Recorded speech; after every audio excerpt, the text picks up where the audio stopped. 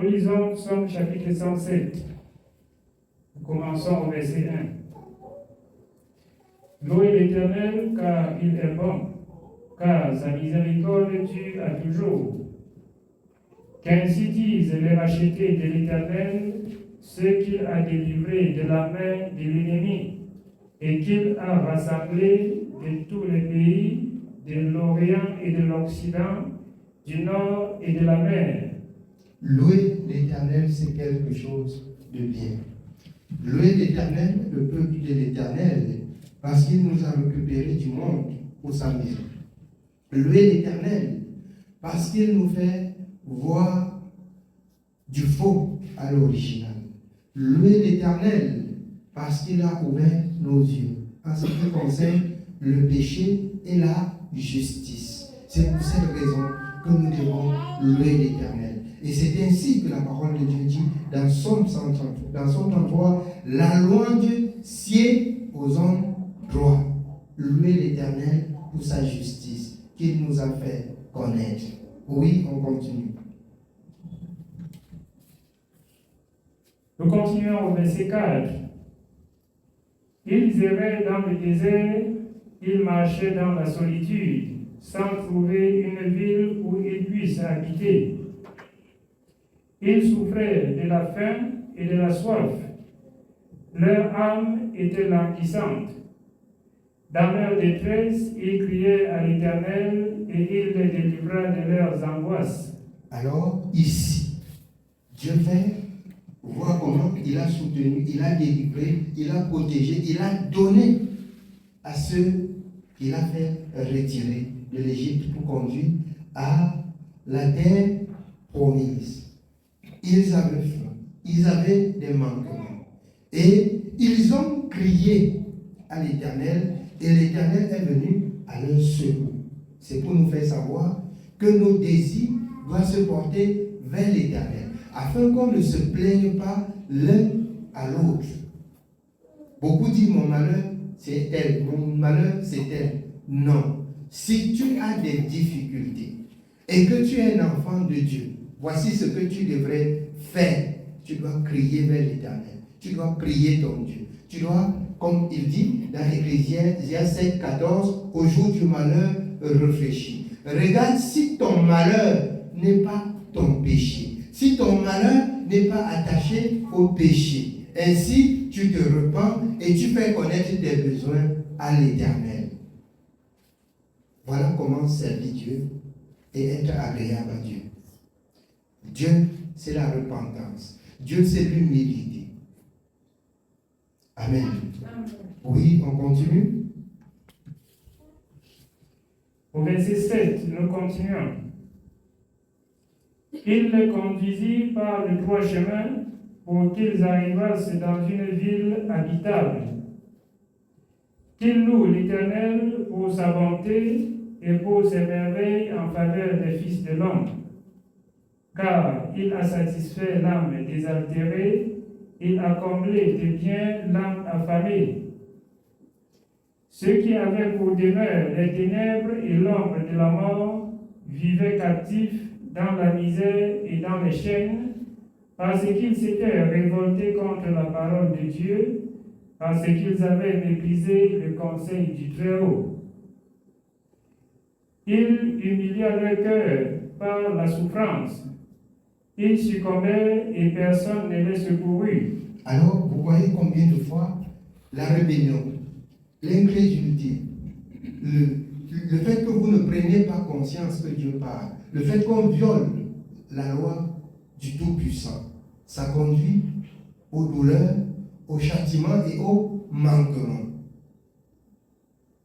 Dieu les fait comment? Dieu les fait misérer. Dieu les accorda la souffrance afin qu'ils réfléchissent et qu'ils comprennent que l'Éternel seul est Dieu pour retourner à l'Éternel. Dieu les soumet à une souffrance. On continue? Nous continuons au verset 13. Dans leur détresse, ils criaient à l'Éternel et il les délivra de leurs angoisses. Il les fit sortir des ténèbres et de l'ombre de la mort et il rompit leurs liens. Qu'il loue l'Éternel pour sa bonté et pour ses merveilles en faveur des fils de l'homme. Car il a brisé les portes des reins, il a rompu les verrous de fer. Les insensés, par leur conduite coupable et par leurs iniquités, s'étaient rendus malheureux. Leur âme avait en horreur toute nourriture et ils touchaient aux portes de la mort. Dans leur détresse, ils criaient à l'Éternel et il les délivra de leurs angoisses. Il envoya sa parole et les guérit, il les fit échapper de la fosse. Qu'il loue l'Éternel pour sa bonté et pour ses merveilles en faveur des fils de l'homme. Qu'ils offrent des sacrifices d'action de grâce et qu'ils publient ses œuvres avec des cris de joie. Ceux qui étaient descendus sur la mer dans des navires et qui travaillaient sur les grandes eaux, ceux-là virent les œuvres de l'Éternel et ses merveilles au milieu de l'abîme. Il dit, et il fit souffler la tempête qui souleva les flots de la mer. Il montait vers les cieux, il descendait dans l'abîme. Leur âme était éperdue en face du danger. Saisis de vertige, ils chancelèrent comme un homme ivre, et toute leur habileté était anéantie.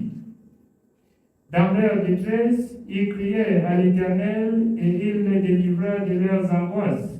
Alors ici, le Seigneur fait voir la conduite du peuple. Toutefois que vous remarquez qu'il y avait la souffrance, il y avait péché. Toutefois que vous remarquez qu'il y avait souffrance, il y avait péché. Et quand on va dans les autres livres, il peut avoir l'épreuve de la foi. Mais il faudrait que l'homme, selon 2 Corinthiens 13:5, chaque fois examine sa propre vie pour voir si sa conduite loue l'Éternel. Le malheur, il est vrai, c'est écrit, atteint souvent le juste, mais l'Éternel ne le laisse pas mourir dans ses douleurs. Mais si ce sont des malheurs du péché, et que l'on n'apprend pas à s'humilier, à se repentir, voire on peut trouver même la mort dans le péché. C'est pour cette raison que le salaire du péché, c'est la mort, et le don gratuit de Dieu, c'est la vie éternelle pour ceux qui croient. Oui, on continue. Nous sommes au verset 29. Il arrêta la tempête, ramena le calme, et les ondes se turent. Il se réjouit de ce qu'elles s'étaient apaisées, et l'Éternel les conduisit au port désiré. Qu'il loue l'Éternel pour sa bonté et pour ses merveilles en faveur des fils de l'homme.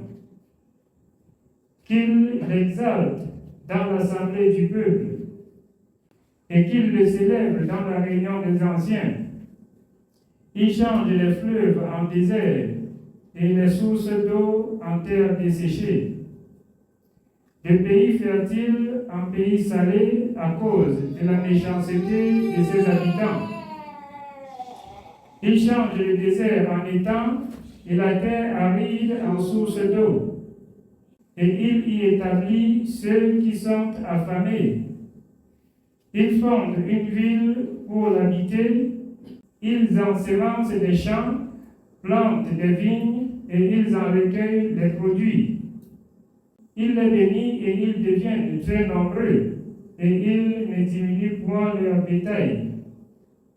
Sont-ils amoindris et humiliés par l'oppression, le malheur et la souffrance? Versent-ils le mépris sur les grands?